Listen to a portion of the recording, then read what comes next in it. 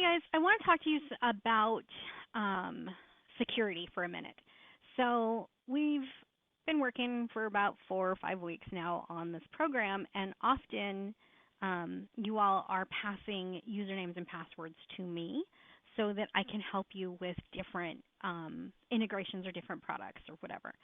And there's a better way to do that, and I probably should have brought this up right from the beginning since you all are kind of new to this whole idea of working with different external partners.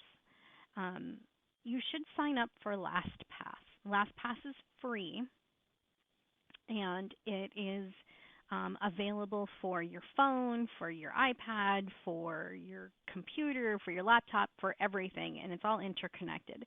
And what it does is it allows you to share passwords with one or many people without actually letting them see the password. So, for example, I'll go into mine so you can see what it looks like. So, first of all, actually, let's go to LastPass. So, you're just going to go to lastpass.com and get LastPass for free. And what's going to happen is you'll then see up here in Chrome the LastPass icon. So anytime I go to a website, um, I'm trying to think of one that I have that's uh, not going to give away the farm. Let's go to RoseGal. So if I go to RoseGal and I go to login, everything under the sun is opening up now. Activate. If I go to sign in, you can see here where it wants me to sign in. It's already filling in the one I used most commonly, but there's a number here. You can see the little number 2 there. So it shows me the 2 that I have stored. I have 2 different accounts stored. If I go to Infusionsoft, I'm going to have to log out. If I go to Infusionsoft, you're going to see the same thing. I have 6 different ones stored here that I can use to log in with. So the most common one that I use always shows up at the top. So if I click up here, you can see the number 6 is there too. So up here I can say show me the matching sites, and it'll show me all of them. And it allows me to copy the username, copy the password. So I use that a lot when I'm using the phone or the iPad version, as I'd rather open it in the actual app instead of the LastPass app, because it's like opening an app inside of an app, and sometimes it can take a little bit longer. So I usually will open the LastPass app and then just copy. I always know what username I use. Password is another story altogether. So I'll copy the password and then I just open it in the app. So one of the other things that it has that I truly love is if you click up here, it has a generate a secure password. So it always generates these super long, crazy passwords. You know, you get asked for a password all the time when you're signing up for new stuff, and you don't always want to use the same thing over and over again. That's not secure. So you can come in here, and if you don't like the one it made you, you can hit this generate a million times if you want to, and it'll give you that unique, really crazy secure password. Let's see if I go to,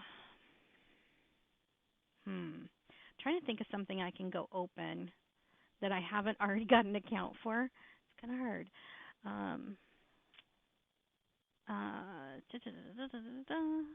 When you go to a new site and you sign up for something, as soon as you put in the username and password for whatever it is you signed in for, it's going to give you an option from LastPass. A little thing will slide out from the right-hand side, and it'll say, do you want to save this to your list? And so you can say yes. And if you change a password, and that's probably the best feature, is if I go in and decide to change my Facebook password right now, as soon as I change it, LastPass is going to say, do you want me to update the record that you have for this password? And that way it's always keeping the most current password and keeping you organized. So if I go into my vault, if I click here and go open my vault, you can see how many sites I have stored. So let me just go to list view, see if that's a little better. I am in list, sort A to Z.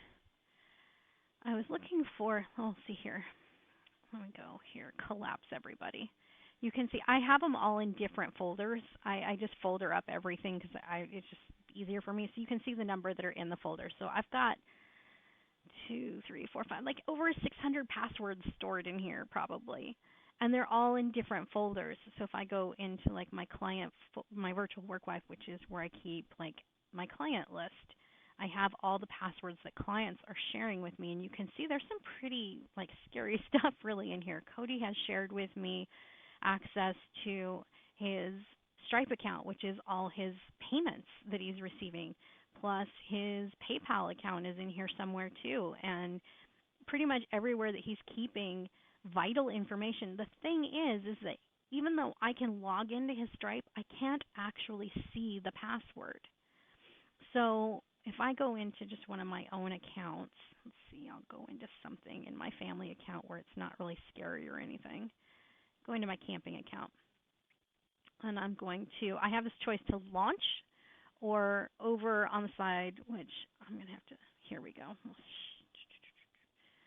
If I go here, you can see I can launch the site from here, and that's going to open it in another browser. Or I can come over here and I can hit edit, or I have a share button. If I hit the share button, I can I'm putting in my assistant at ta-da, virtual work wife. Now, right here, allow recipient to view password. I am not going to check that box. That means she's going to be able to go to that website for reservations at Santee Lakes and log in as if she were me, but she has no visibility to my actual password, and she can't change my password. So I could check that box, and that would allow her to see and change my password. On things that we work on together, I let her see it, and she has the ability to change it because she might actually get that update notice from logging into Infusionsoft before I do that says it's been 90 days and you need to change password.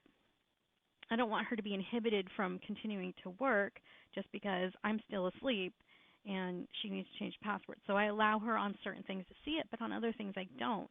I might want her to make a reservation for me, but I don't want her logging in and using my reservation tool because I don't want her using my credit card to book her own reservation or something like that. So I always leave that unchecked if I don't want them to see the password. This allows you to work with just, anybody on any kind of project and allow them free access to the things they need in order to do work without putting your security in jeopardy.